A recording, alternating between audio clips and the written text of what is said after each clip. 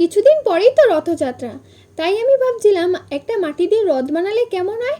তো ভাবতে ভাবতে আমি বসেই পড়েছি রথটা তৈরি করতে।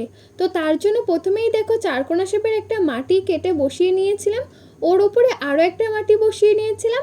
এরপরে রথের ভেতরটা আমি তৈরি করছি। তো তার জন্য চারদিকে চারটে ছোট চারকোনা শেপের মাটি বসিয়ে জয়েন করে নিয়েছিলাম। আর এভাবেই দেখো আমি রথটা তৈরি করে নিচ্ছি। রথটা তৈরি করতে কিন্তু আমার বেশ ভালোই লাগছে।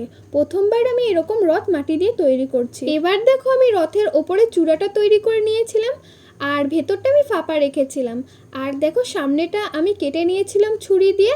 এরপরে দুটো ছোট ছোট বল আমি ওপরে বসিয়ে নিয়েছিলাম, আর একটা মাটি দিয়ে পতাকা তৈরি করে নিয়েছিলাম। আর পতাকার ভেতরে যে কাঠের মতো দেখতে পাচ্ছ, ওটা আমি টুথপিক নিয়েছি। এরপরে চাকা তৈরি করে নিয়েছিলাম, এরকমই চারটে চাকা তৈরি করে নিয়ে রথের চারদিকে দেখো আমি চাকার সাইডে বসিয়ে নিয়েছিলাম।